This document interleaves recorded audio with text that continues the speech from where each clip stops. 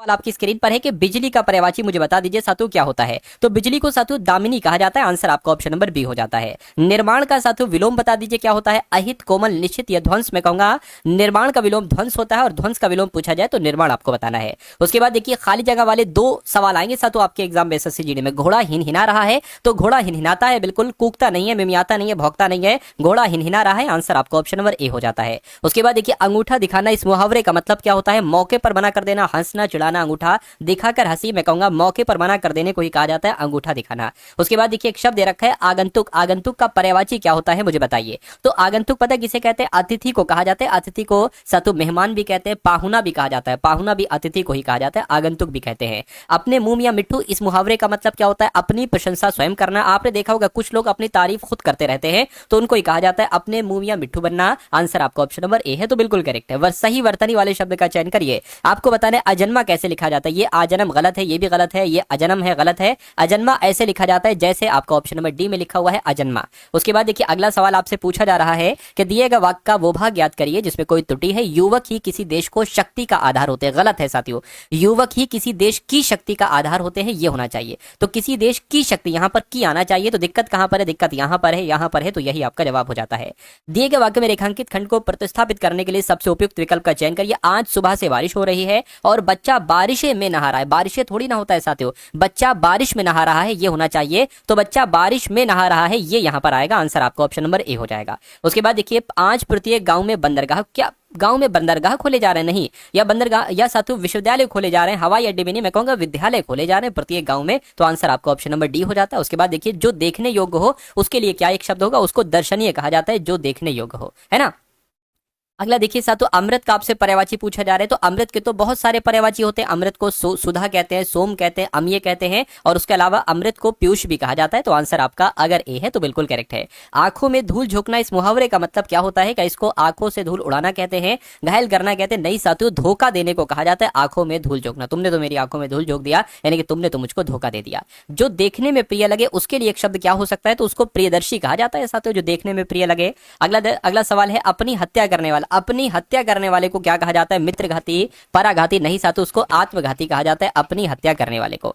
किसी दूसरे को घायल करने वाले को या मारने वाले को पराघाती कहा जाता है साथियों। मित्रघाती किसे कहते हैं, मित्र को नुकसान पहुंचने वाले को मित्रघाती कहा जाता है। अगला देखिए साथियों आपसे यहां पर कहा जा रहा है कि आदान का विलोम क्या हो सकता है। तो आदान का विलोम ग्रहण, नादान, प्रदान या निदान होता है। मैं कहूंगा प्रदान होता है। आदान का विलोम प्रदान और प्रदान का विलोम आदान होता है। अगला सवाल आपकी स्क्रीन पर है। आपसे कहा जा रहा है कि दिए गए वाक्य में रेखांकित खंड को प्रतिस्थापित करने के लिए सबसे उपयुक्त विकल्प का चयन करिए। दुविधा आत्मविश्वास को सबसे बड़ी शत्रु है, क्योंकि दुविधा एकाग्रता को नष्ट कर देती है। ये दिक्कत वाला लग रहा है, अंडरलाइन वाला साथियों, है ना। दुविधा आत्मविश्वास की सबसे बड़ी शत्रु है, ये होगा। या दुविधा आत्मविश्वास की सबसे बड़ी शत्रु है, ये होगा। ये दोनों तो सेम ही लग रहे हैं साथियों।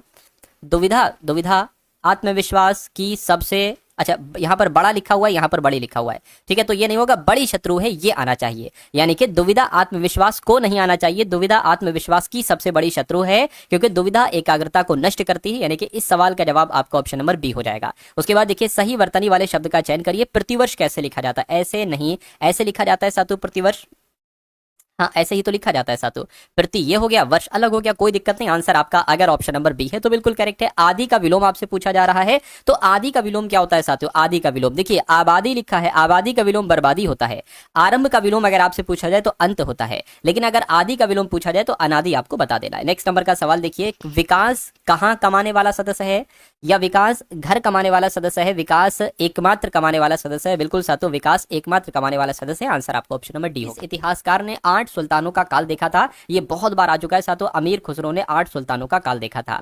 किसने पद्मावत की रचना की थी। तो मलिक मोहम्मद जायसी ने साथियों पद्मावत की रचना की थी। उसके बाद देखिए खुसरो खां की हत्या करके किसने दिल्ली सल्तनत पर तुगलक वंश की नींव डाली थी। तो मैं कहूंगा गाजी मलिक इनका नाम है, और गाजी मलिक ने ही खुसरो खां की हत्या करके दिल्ली सल्तनत पर तुगलक वंश की नींव डाली थी। उसके बाद देखिए असहयोग आंदोलन के दौरान किसने पटना कॉलेज छोड़ दिया, जबकि उसकी परीक्षा के केवल 20 दिन ही बचे थे। पता किन की बात चल रही है साथियों? ये बात चल रही है जयप्रकाश नारायण की। असहयोग आंदोलन के दौरान इन्होंने उसमें भाग लिया था, पटना कॉलेज छोड़ दिया था, और जबकि उनकी एग्जाम में साथियों 20 दिन ही बाकी थे। काकोरी ट्रेन डकैती एक्शन में किन क्रांतिकारियों को फांसी की सजा दी गई थी? तो साथियों क्या राम प्रसाद बिस्मिल और अशफाक उल्लाह खां को, वी सावरकर वासुदेव चापेकर को, मैं कहूंगा राम प्रसाद बिस्मिल और अशफाक उल्लाह खां को काकोरी ट्रेन डकैती एक्शन में फांसी की सजा दी गई थी। भारत की किस नदी का अंतर्देशीय जल निकास है? तो मैं कहूंगा लूनी आपका जवाब होगा, यानी कि भारत की जो लूनी नदी है, इस नदी का अंतर्देशीय जल निकास है। आंसर आपका ऑप्शन नंबर डी होगा। निम्नलिखित में से किस एक नदी को पहले वितस्ता के नाम से जाना जाता था? यानी कि झेलम नदी का जो प्राचीन नाम था साथियों वो वितस्ता था, पहले वितस्ता कहा जाता था झेलम नदी को, ये आपको मालूम होना चाहिए। राज्य कार्यपालिका का उल्लेख भारतीय संविधान के किस भाग के अंतर्गत है? आपसे पूछा जा रहा है, तो मैं कहूंगा भाग 6 के अंतर्गत है ना। राज्य कार्यपालिका का उल्लेख जो है ये संविधान के भाग 6 के अंतर्गत है। अगला देखिए, भारतीय संविधान के किस भाग को राज्य का संविधान कहा जाता है? किस भाग की बात चल रही है साथियों? भाग 6 की बात चल रही है। भाग 6 को ही साथियों राज्य का संविधान कहा जाता है। किसी भी राज्य के गठन, किसी भी राज्य की सीमा में परिवर्तन करने का अधिकार किसके पास होता है? राज्यपाल, प्रधानमंत्री, राष्ट्रपति, संसद। तो ये अधिकार तो सिर्फ और सिर्फ संसद के पास होता है। किसी अर्थव्यवस्था में सामान्य मूल्य स्तर में निरंतर वृद्धि को क्या कहा जाता है? तो मुद्रास्फीति इसी को तो कहते हैं। किसी अर्थव्यवस्था में अगर सामान्य मूल्य स्तर में निरंतर वृद्धि होती जा रही है तो उसको ही मुद्रास्फीति कहा जाएगा। ये क्वेश्चन तो इंपॉर्टेंट है, कई बार आ चुका है। अगला देखिए, मुद्रास्फीति से सबसे अधिक जो लाभ होता है साथियों वो किसको लाभ होता है? तो जो ऋणी होता है ना, ऋणी साथियों, उसको सबसे ज्यादा लाभ होता है जब मुद्रास्फीति होती है। निम्नलिखित में से किसने गोबर गैस प्रणाली का आविष्कार किया था? आपसे पूछा जा रहा है, तो मैं कहूंगा साथियों CV देसाई इनका नाम है और इन्होंने ही गोबर गैस प्रणाली का आविष्कार किया था। अगला देखिए, बायोगैस संयंत्र से निष्कासित कौन सी गैस ईंधन गैस के रूप में प्रयोग की जाती है? तो मैं कहूंगा साथियों मीथेन गैस आपके सवाल का जवाब होगा। बायोगैस संयंत्र से निष्कासित मीथेन गैस ईंधन गैस के रूप में प्रयोग की जाती है। अगला देखिए, हाल ही में अपने सभी शहरी नगर निगमों में 100% स्मार्ट ग्रिड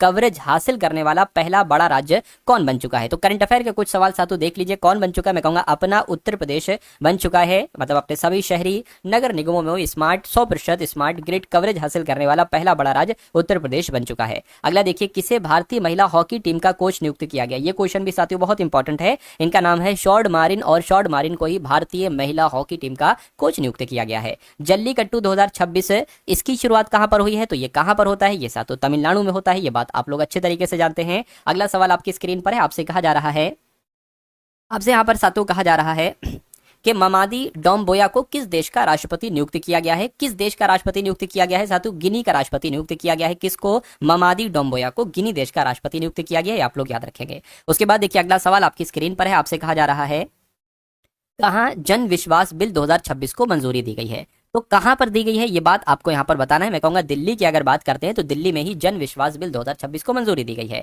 अगला सवाल देखिए, भारतीय महिला हॉकी टीम ने महिला एशिया कप 2025 में कौन सा पदक जीता है? तो मैं कहूंगा साथियों रजत पदक जीता है। रजत पदक आपके सवाल का बिल्कुल सही और सटीक जवाब हो जाता है। कि उस विकल्प का चयन करिए जो XY रेखा पर दर्पण रखे जाने पर दिए गए शब्द की दर्पण छवि से सर्वाधिक मेल खाता है। यानी कि ये लिखा हुआ ACE और ये रखा हुआ है एक दर्पण।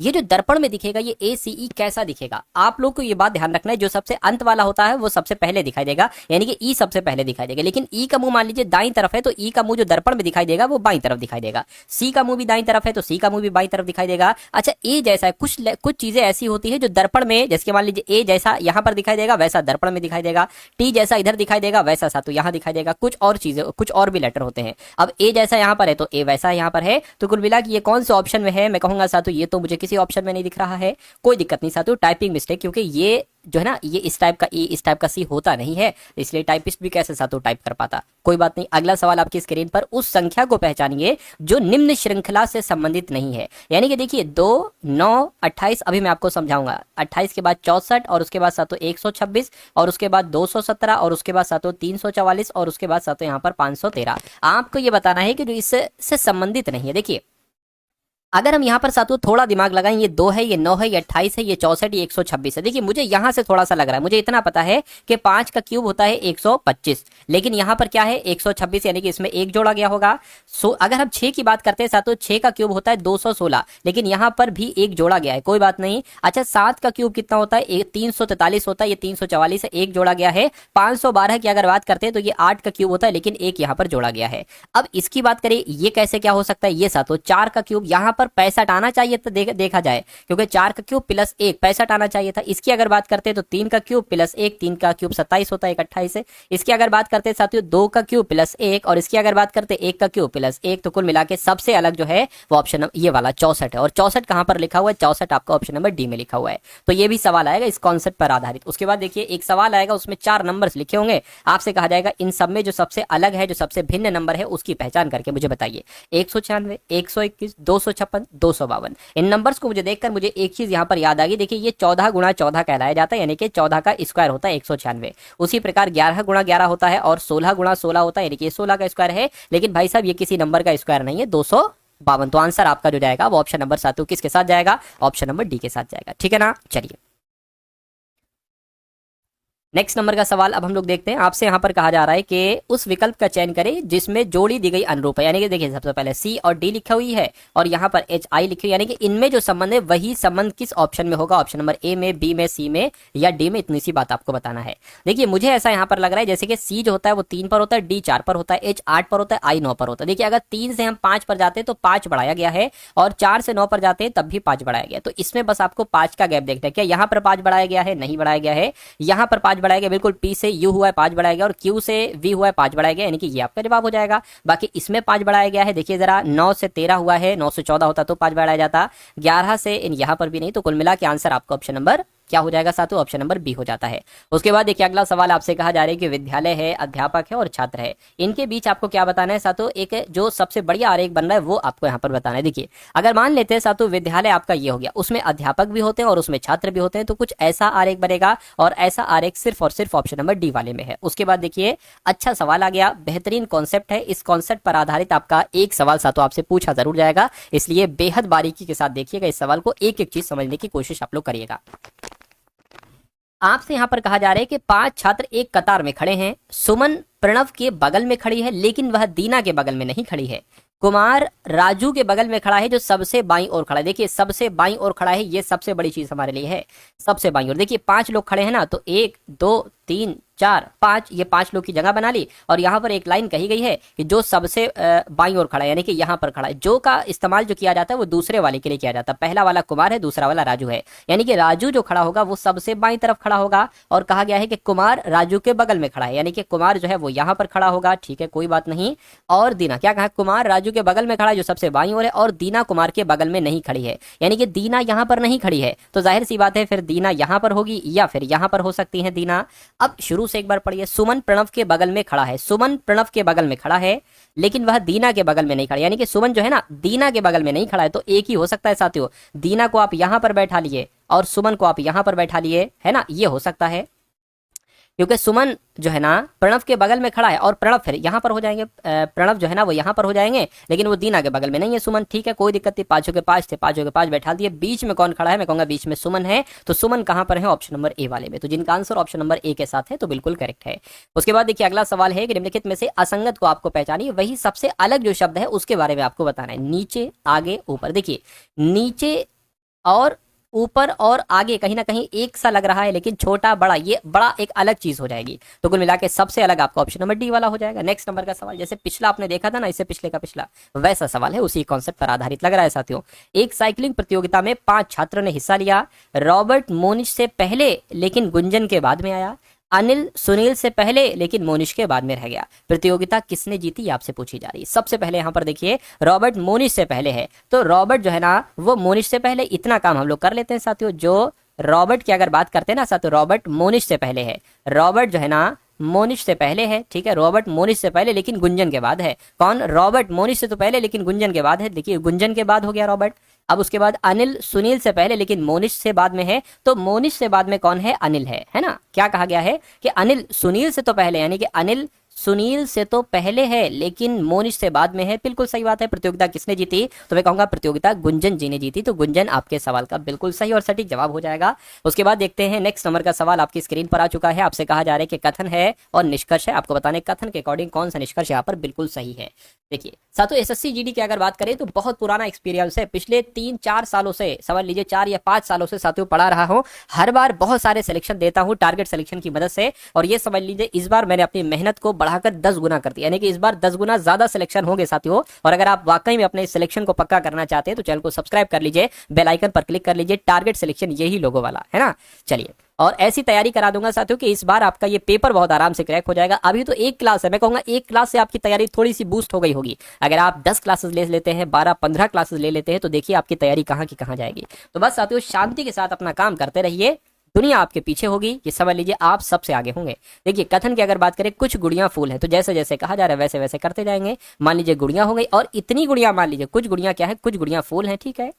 कोई भी पेड़ गुड़िया नहीं है ना, कोई भी पेड़, तो पेड़ अलग हो जाएगा। क्या कहा गया है, कोई भी पेड़ जो है ना वो गुड़िया नहीं है, तो कोई भी गुड़िया भी पेड़ नहीं हो सकता, और कुछ फूल भी पेड़ नहीं हो सकते, ये वाले इतने फूल पेड़ नहीं हो सकते। अब निष्कर्ष को देखिए और बताइए आपका निष्कर्ष यहाँ पर कौन सा सही लग रहा है, कौन सा गलत है, बताइए। कोई गुड़िया पेड़ नहीं है, बिल्कुल साथियों, जब कोई पेड़ गुड़िया नहीं हो सकता है तो कोई गुड़िया पेड़ कैसे हो सकती है, बात बिल्कुल सही कही है। कुछ फूल पेड़ हैं, कुछ फूल पेड़ है नहीं, इसके बारे में हम नहीं कह सकते। हाँ इतना तो हमें पता है कि कुछ फूल पेड़ नहीं है, लेकिन ये नहीं कह सकते कुछ फूल पेड़ है नहीं है। देखिए दूर दूर से कोई लेना देना नहीं इनका, तो ये आपका गलत मान लिया जाएगा, यानी कि केवल निष्कर्ष एक अनुसरण करता है, ऐसा ऑप्शन नंबर डी में लिखा हुआ है। उसके बाद देखिए अगला सवाल आपकी स्क्रीन पर है, आपसे यहाँ पर कहा जा रहा है कि बैल का संबंध जैसे गाय से है, वैसे ही शेर का संबंध यहाँ पर किससे होगा, ये आपसे पूछा जा रहा है। देखिए बैल का विलोम होता है गाय, है ना, तो शेर का विलोम क्या होता है, मैं कहूंगा शेरनी होता है। क्या यहाँ पर कहीं ऑप्शन में शेरनी लिखा हुआ है, बिल्कुल लिखा हुआ है, ऑप्शन नंबर बी में लिखा हुआ है। उसके बाद देखिए अगला सवाल आपकी स्क्रीन पर, आपके सामने यहाँ पर भी कथन है और यहाँ पर भी निष्कर्ष आपको दे रखे हैं। आपसे कहा जा रहा है जापान में काम करने वाले सभी वैज्ञानिक प्रतिभाशाली हैं, ठीक है, मतलब जापान में जितने लोग वैज्ञानिक हैं वो प्रतिभाशाली हैं। जापान में कुछ चीनी वैज्ञानिक काम कर रहे हैं, मतलब चीनी वैज्ञानिक हैं वो भी प्रतिभाशाली होंगे, क्योंकि वो भी वैज्ञानिकों के अंतर्गत आ गए हैं। अब निष्कर्ष को देखिए और बताइए आपका निष्कर्ष कौन सा सही है। चलिए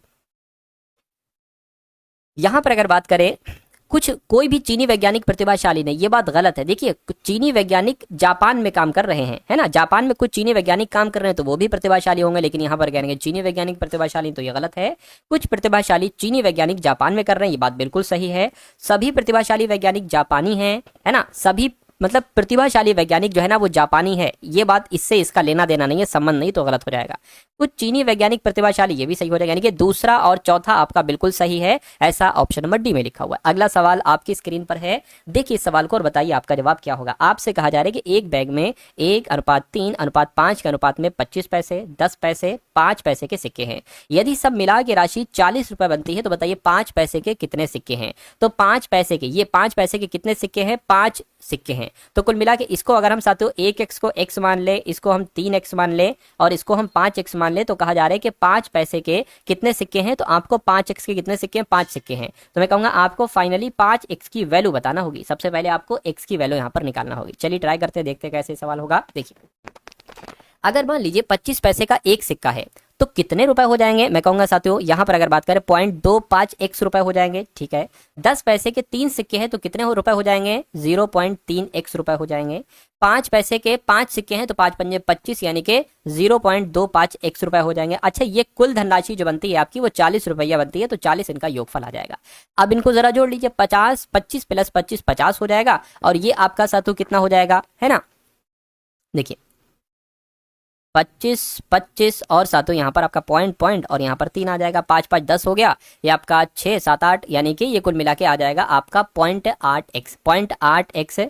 0.8x बराबर कितना हो जाएगा, 40 हो जाएगा। x बराबर कितना होगा, 40/0.8 हो जाएगा। इस पॉइंट को हटा के यहाँ पर 0 बढ़ जाएगा, 8 पंजे 40, 0 आ गया, यानी कि x बराबर कितना आ जाएगा, 50 आ जाएगा। तो 5 पैसे के सिक्के कितने हैं, मैं कहूंगा 5 पैसे के सिक्के जो है वो 5x के अनुपात में है, यानी कि x का मान अगर 50 है तो 5x की वैल्यू क्या होगी, तो 5 गुणा 50 कितना हो जाएगा, 250 हो जाएगा। मैं कहूंगा 5 पैसों के सिक्के कितने हैं, मैं कहूंगा 250 है, तो 250 आपके सवाल का बिल्कुल सही और सटीक जवाब हो जाएगा भाई। बहुत बढ़िया, वेरी गुड क्लास। चलिए साथ उसके बाद देखते हैं नेक्स्ट नंबर का सवाल आपकी स्क्रीन पर है। आपसे कहा जा रहा है कि एक हॉल 15 मीटर लंबा है और 12 मीटर चौड़ा है। एक हॉल मान लीजिए यहाँ पर हमने बना लिया, ये जो है ना ये साथियों 15 मीटर लंबा है और 12 मीटर चौड़ा है। यदि फर्श और छत के क्षेत्रफल का योग चारों दीवारों के क्षेत्रफल के योग के बराबर है तो हॉल का आयतन क्या होगा। चलिए देखिए अगर फर्श और छत के क्षेत्रफल की अगर हम बात करते हैं साथ, तो यहाँ पर जिक्र आया है फर्श और छत का क्षेत्रफल। है ना, फर्श और छत का क्षेत्रफल। देखिए अगर होता फर्श का क्षेत्रफल तो ये लंबाई हो जाती, है ना, ये चौड़ाई हो जाती, तो फर्श का क्षेत्रफल क्या होता, लंबाई गुणा चौड़ाई, है ना, लंबाई गुणा चौड़ाई हो जाता। या अगर बात करते हैं साथियों जो छत है, छत का भी वही क्षेत्रफल होगा, तो एक काम करिए ये लंबाई हो जाएगी साथियों, है ना।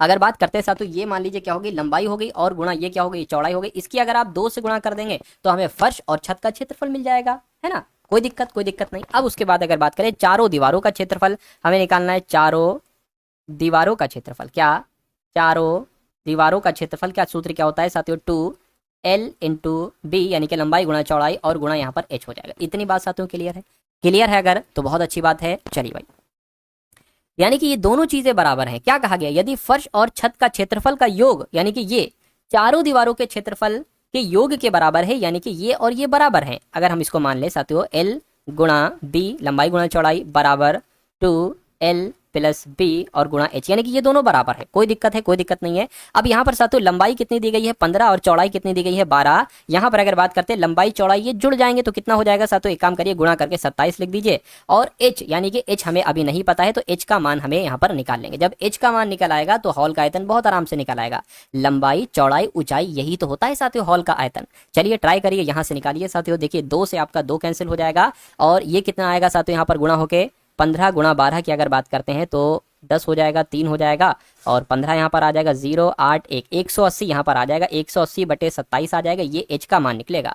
इसको कट करिए, 3 नीम 27, 3 छंग 18, 0 आ गया, है ना, इतना आ गया साथियों। 3 से और कट करें, 3 दूना 6, 3 3 9, यानी कि h का मान साथियों अभी आपका कितना आया है, 20/3 आया है, 20/3 आया है। कोई दिक्कत है, कोई कलर चेंज कर लेता हूं साथियों मैं ताकि आपको सही तरीके से दिखे।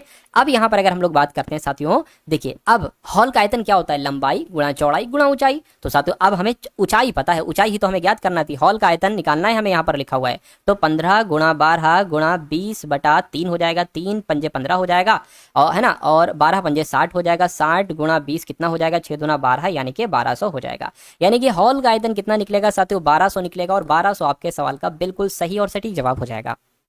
उसके बाद देखिए साथियों अगला सवाल है, कहा जा रहा है कि मामला ए, एक दुकान में लाभ लागत का 340% है, यानी कि ए की अगर बात करें मान सकते हैं कि 340 का लाभ हुआ है, 340 का लाभ हुआ है, ठीक है भाई साहब। मामला बी की अगर बात करें लागत 32% बढ़ जाती है, यदि लागत 32% बढ़ जाती है यहाँ पर यह बताया गया, ठीक है। तो मामला ए में विक्रय मूल्य का लगभग कितना प्रतिशत लाभ है। देखिए सबसे पहली बात आप एक बात ये सुनिए, लागत मूल्य हम मान लेते हैं कितना है, लागत मूल्य हम 100 मानते हैं, है ना, लागत मूल्य कितना है, लागत मूल्य साथियों मान लीजिए 100 है। और यहाँ पर कहा गया है कि लाभ जो हुआ है 340 का हुआ है, तो लागत मूल्य अगर 100 है तो लाभ 340 का हुआ है, तो मैं कहूंगा विक्रय मूल्य कितना हो जाएगा साथियों, सेलिंग प्राइस कितना हो जाएगा, 340 प्लस 100 440 हो जाएगा, कितना हो जाएगा, 440 हो जाएगा, विक्रय मूल्य हो जाएगा। उसके बाद कहा गया है कि यदि लागत 32% बढ़ जाती है, लागत की अगर बात करते हैं 32% बढ़ जाती है तो ये 132 हो जाती है, ठीक है कोई बात नहीं। तो कहा जा रहा है कि मामला ए में विक्रय मूल्य का लगभग कितना प्रतिशत लाभ होगा, तो दोनों को घटाइए, यानी और इसको प्रतिशत में बदलिए, 440 माइनस 132 बटा कितना आ जाएगा, 440 आ जाएगा। और यहाँ पर अगर बात करते हैं साथियों ये आपको गुणा हो जाएगी प्रतिशत में बदलने के लिए, तो इसको साथियों घटाइए, कितना आ जाएगा, 440 में से 132 जाएगा, ये आपका 803 308 गुणा 100 बटे 440 यहाँ पर आ जाएगा। और गुणा साथियों गुणा तुमने लगाई दिया, गुणा 100 तो लगाई दिया है। उसके बाद देखिए अगले स्टेप की अगर बात करें तो इस 0 से आपका ये 0 कैंसिल हो जाएगा, 2 पंजे और 2 से कट करेंगे साथियों 22 यहाँ पर आ जाएगा, और कट करेंगे साथियों 2 एकम 2 आ जाएगा, 2 पंजे 10, 2 चौक आ जाएगा, क्या 11 से ये कटेगा साथियों, देखिए 11 एकम 11, 11 एकम 11 कितना चला जाएगा, 4 11 चौक 44 हो जाएगा। तो कुल मिला के 14 पंजे कितना आ जाएगा, 70 आ जाएगा, यानी कि 70% लाभ होगा। और ऐसा कहां पर लिखा हुआ है, ऐसा आपका ऑप्शन नंबर बी पे लिखा हुआ है। एक बार इसको एक बार और देख लीजिएगा आप लोग अच्छे तरीके से, ठीक है ना। चलिए उसके बाद देखिए साथियों अगले नंबर का सवाल आपकी स्क्रीन पर है, आपसे कहा जा रहा है कि यदि x प्लस 4 x प्लस 5 और x प्लस 7 और x प्लस 9 ये अवलोकन है, इनका माध्य कितना है, 9 है, यानी कि ये 5 संख्याएं हैं, 1 2 3 4 5 5 संख्याएं, और इनका औसत कितना है या इनका माध्य कितना है, 9 है। तो जो अंतिम 3 अवलोकन है उनका माध्य क्या होगा, अंतिम 3 संख्या यानी कि 1 2 3 इनका माध्य क्या होगा। तो इन सबको करने के लिए हमें सबसे पहले x का मान निकालना पड़ेगा। देखिए सबसे पहले मैं आपको बिल्कुल शुरू से बताता हूँ, ये एक नंबर हो गया, ये दूसरा नंबर क्या है x प्लस 4, तीसरा नंबर क्या है x प्लस 5, और चौथा नंबर क्या है x प्लस 7, और पांचवा नंबर नंबर क्या है, x प्लस 9 है। ये कितनी संख्याएं हैं, टोटल 5 संख्या, इनका औसत कितना है, माध्य कितना है, 9 है। तो अगर मैं कहूं इन सब का योगफल कितना होगा, तो 5 गुणा 9 से आपको कराना चाहिए, कितना हो जाएगा, 9 पंजे 45 हो जाएगा। और अगर इनको जोड़ोगे, देखिए कितनी बार x है, 5 बार x है, तो 5x हो जाएगा। और संख्याएं कितनी है, 4 5 9, 9 और 9 18, 18 और 7 कितना हो जाएगा साथियों, 18 7 आपका कितना हो जाएगा, 18 19 20 21 22 23 24 25 हो जाएगा, यानी कि यहाँ पर आपका 25 आ जाएगा। अब देखिए x का मान कैसे निकालता हूं मैं, x 5x बराबर 45 माइनस 25 हो जाएगा, x बराबर कितना हो जाएगा साथियों, यहाँ पर 20 बचेगा, है ना, 20 ही तो बचेगा, हाँ 20 बचेगा, और 5 यहाँ पर आ जाएगा, 5 चौक आपका 20, यानी कि x बराबर जो आपका आया है वो 4 आया है। तो अंतिम तीन संख्याओं का माध्य कैसे निकालेंगे, देखिए ये हमें x बराबर जब 4 है तो 4 और 5 कितना हो जाएगा, 9, यानी कि ये संख्या 9 हो जाएगी। x प्लस 7 यानी कि 4 प्लस 7 कितना हो जाएगा, 11 हो जाएगा। और 4 प्लस 9 कितना हो जाएगा साथियों, 13 हो जाएगा। कितनी संख्या है, 3 है, बस इसको कैलकुलेट आपको करना है। 9 और 11 20 30 33, 33 बटे 3 की अगर बात करते हैं तो 11 आ जाएगा। तो मैं कहूंगा अंतिम तीन अवलोकनों का माध्य कितना होगा, 11 होगा। 11 अगर आपका भी जवाब है तो आपका जवाब बिल्कुल सही हो जाएगा। अगला सवाल आपकी स्क्रीन पर है, देखिए सवाल को और साथियों मुझे बताइए आपका जवाब यहाँ पर क्या हो सकता है। चलिए आपसे कह रहे हैं कि यदि 15 श्रमिक 10 दिनों में 1800 कमा सकते हैं तो आपसे कहा जा रहा है साथियों, यहाँ पर कुछ मिसिंग है, 8 संख्या है, 8 दिनों में 5 श्रमिकों की अर्जित राशि क्या होगी। 15 श्रमिक 10 दिनों में कितना कमा सकते हैं वो नीचे लिखेंगे, 1800 कमा सकते हैं। 8 दिनों में 5 श्रमिकों की साथियों अर्जित राशि कितनी होगी, मैं कहूंगा x होगी, ठीक है ना। देखिए अब अगर बात करते हैं, बराबर लगा है तो क्रॉस मल्टीप्लाई हमें कर देना चाहिए। ये x इधर आ जाएगा, ये इधर आ गया बराबर, ये 1800 इधर गुणा हो जाएगी, 8 गुणा 5 गुणा 1800 और बटे ये 15 गुणा 10 जो है ना ये नीचे आ जाएगा, 15 गुणा 10। अब इसको कैलकुलेट कर लेंगे, x का मान निकाल लेंगे, वही राशि हो जाएगी। इसको कैलकुलेट करिए साथियों, देखिए 0 से आपका ये 0 कैंसिल हो गया, 5 एकम 5 5 3 15 हो गया, 3 से अगर इसको कट करेंगे 3 छंग 18, ये 60 हो गया। तो 8 की गुणा 60 से कर लीजिए, 6 8 48 हो जाएगा और एक 0 लग जाएगा, यानी कि अर्जित राशि कितनी होगी, 680 होगी। 680 आपके सवाल का बिल्कुल सही और सटीक जवाब हो जाएगा। उसके बाद देखिए साथियों, रमन ने 9 वर्ष के बाद साधारण ब्याज के रूप में कितने रुपए, 13,300 का भुगतान किया 9 वर्ष में टोटल। कहा जा रहा है कि उन्होंने पहले 2 वर्ष के लिए 6% की दर से, अकेले 3 वर्ष के लिए 9% की दर से और बाकी की अवधि के लिए 14% पर कुछ रकम उधार ली। उन्होंने कितनी रकम उधार ली, बहुत आसान सवाल है, मैं आपको समझा रहा हूँ। देखिए टोटल कितने वर्ष हैं, टोटल 9 वर्ष हैं। शुरू के जो 2 वर्ष थे वो 6% की दर से लिए, तो 2 वर्ष 6% की दर से ली, यानी कि 2 छंग 12 यानी कि 12% हो गए, ठीक है। उसके बाद साथियों अगले 3 वर्षों के लिए 9%, यानी कि 3 नीम 27 27% हो गए। टोटल 9 वर्ष है, ध्यान दीजिएगा कितने हो गए हैं, पहले आपके 2 वर्ष और 3 वर्ष 5 वर्ष, 9 वर्ष थे, बचे कितने 4 वर्ष। तो अब बाकी की अवधि यानी कि 4 वर्ष के लिए 14% पर कुछ रकम उधार ली। तो 4 गुणा 14 कितना हो जाएगा, 14 छंग 56, यानी कि 56% आपके ये होगा। तो देखिए कितने प्रतिशत टोटल हुए, 7 और 2 9 9 और आपका ये 15 हो जाएगा, और आपका ये 4 4 यानी कि 95% आपका हो गया। तो 95% की ही तो वैल्यू आपको यहाँ पर ये दे रखी है 13,300, तो 13,300 जो है ये 95% की यहाँ पर वैल्यू साथियों आपकी आ चुकी है। तो आपसे कहा जा रहा है कितनी रकम उधार दी गई, 100% की वैल्यू आपको बताना है। 100% की वैल्यू यहाँ पर हम लोग निकाल लेते हैं, 95 ये 1% की वैल्यू आ गई, 100% की वैल्यू निकालना है, 100 से गुणा कर दीजिए। चलिए इसको साथियों कैलकुलेट करा लीजिए, कैसे क्या हो सकता है। 5 एकम 5 5 नीम 45 हो जाएगा, इसको अगर कट करें साथियों तो 5 दूना 10 आपका हो जाएगा, 5 छंग आपका 30 हो जाएगा, 5 छंग आपका 30, 0 यहाँ पर आ जाएगा, ठीक है ना। इतनी बात साथियों क्लियर है, अगर इतनी बात साथियों क्लियर है तो कोई दिक्कत नहीं। देखिए अब यहाँ पर अगर बात करें साथियों, इसको कैसे कैलकुलेट करा सकते हैं, क्या 2660 की अगर बात करें साथियों, ये 19 से कटता है, देख लेते हैं, 19 एकम 19 19 एकम 19 हो गया। अब कितना बचा साथियों, 6 और 1 7, यानी कि 7 बचा। अच्छा 19 की अगर बात करते हैं साथियों, 19 चौक कितने होते हैं, 76 होते हैं, 19 चौक 76 हो गया, पूरा कट गया, 0 बचा, ये लग गया, और 2 0 ये 100 वाले लग गए, यानी कि उसने कितनी रकम उधार ली थी, 14,000 रकम उधार ली थी। सही जवाब आपका जो जाएगा वो ऑप्शन नंबर डी हो जाता है। अगला सवाल देखिए आपकी स्क्रीन पर, 60 लीटर के एक मिश्रण में दूध और पानी का अनुपात 2:3 है, तो मिश्रण में पानी की मात्रा कितनी होगी। देखिए 2x और 5x, यानी कि टोटल कितना हो गया साथियों, 5x है, 2x और 3x टोटल 5x, ये 5x की वैल्यू 60 है, तो मैं कहूंगा x की वैल्यू कितनी हो जाएगी साथियों, x की वैल्यू हो जाएगी आपकी, ये कटेगा तो 12 हो जाएगी, x की वैल्यू कितनी हो गई, 12 हो गई। अब अगर बात करते हैं साथियों 2, देखिए x की वैल्यू 12 है, 12 दूना 24 और 12 तिया आपका 36, इनको प्लस करोगे तो 60 आएगा। यानी कि अगर बात करते हैं दूध है 24 लीटर और पानी है 36 लीटर, तो पानी की मात्रा कितनी पूछी जा रही है, 36 लीटर पानी हो जाएगा। आंसर आपका ऑप्शन नंबर बी हो जाता है।